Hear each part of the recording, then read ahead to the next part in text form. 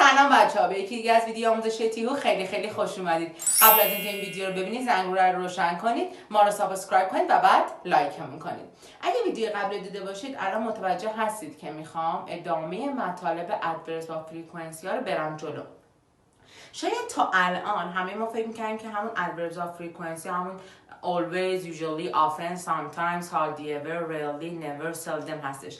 در حالی که اگه یه نفر بخواد با جزئیات بیشتری تعداد دفعات یک کار که توی بازه زمانی مشخص اتفاق میفته رو بگه، میتونه از اینها استفاده کنه. پس چی شد؟ اگه شما یا یه نفر بخواد تعداد دفعات یک اتفاق رو که در یک بازه زمانی مشخص میفته رو دقیق تر و با جزئیات تر بگه، میتونه از اینها استفاده کنه. یعنی بگه every day daily، یعنی هر روز روزانه. every week weekly، هر هفته هفتگی. every month monthly، هر ماه ماهانه. every year yearly، هر سال سالانه. once a week، یک بار در هفته. once a day، یک بار در روز. once a month، یک بار در ماه. once a year. twice a month، twice a year. twice I don't know a day. twice a week. 3 times a year. 4 times a year. 5 times a day. I don't know 6 times a week, and etc. Now look at these examples. حالا به این مثالا نگاه کنیم بیشتر یاد بگیریم. She sends me many emails every day. She sends many emails every day. یعنی هر روز ایمیل های زیادی ارسال میکنه. She sends me emails every day. ماده دقیق گفته every day. We play football every week. ما هر هفته فوتبال بازی میکنیم. He pays the house rent monthly. ماهانه اجاره خونه رو پرداخت میکنه. I swim 5 times a month. 5 بار در ماه شنا میکنم. پس نگاه کنید میاد با جزئیات تعداد دفعات یک کاری که در یک بازه زمانی مشخص اتفاق میفته رو میگه و اکثر مواقع در آخر جملات استفاده میشه و به همین راحتی همین بود. پس تو ویدیو قبلی ما در مورد always, usually, often, sometimes, hardly ever, rarely, never صحبت کردیم و اینجا اومدیم با جزئیات بیشتر بهتون گفتیم که اگه بخواید با جزئیات صحبت کنید و تعداد دفعات انجام یک کار رو تو یک بازه زمانی مشخص بگید، میتونید از اینها استفاده کنید. یک بار دیگه براتون میخونم. Every day daily, every week weekly, every month monthly, every year yearly, once a week, twice a month, 3 times a year, etc. پس این هم از مطالب دیگه از ادوربز و فریکونسی ها. چه سوالی تو زبان انگلیسی وجود داره؟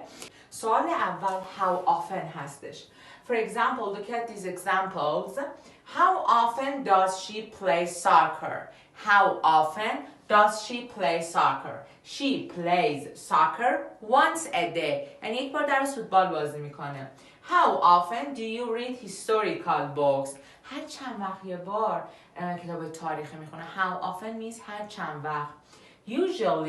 Usually I read historical books in my free time. Or the next one and the last one. How often does he study English? He studies English often. Teacher. Often آخر جمله. Usually اول جمله. You must know this one. You can use always, usually, often, and sometimes at the beginning of the sentence or at the end of the sentence. Or before the main verb and after the to be verbs. این نکته خاطرتون باشه که always, usually, sometimes, often میتونیم اول جمله یا آخر جمله قبل از فعل‌های اصلی و بعد از to be verbs ها استفاده کنیم. مثلا I always go to work soon. I'm never, for example, late for work. I'm never late for work. Or usually I read historical books in my free time. He studies English often. حالا بریم یک نوع سوال دیگر بهتون یاد بگم. سوال از یا با استفاده از auxiliary verb ها و ever ساخته میشه. بریم مثالاشو ببینیم. حالا بریم سراغ سوال هایی که با استفاده از auxiliary verb ها و ever ساخته میشه که برای جواب دادن به اونها باید از adverbs of frequency ها استفاده کنیم. مثل Does the mail carrier ever come in the morning? Mail carrier means پستچی. Does the mail carrier ever is used before the main verb in a question. Does the mail carrier ever come in the morning? ever قبل از فعل‌های اصلی تو سوالات استفاده میشه و معنای به خصوصی هم نداره. اگه بخواید بزنید به مثلا ترنسلیتر یا بزنید تو دیکشنری معنی هرگز میاره که میشه yes he always. اگه جوابتون یسه if your answer is yes like always usually sometimes and often.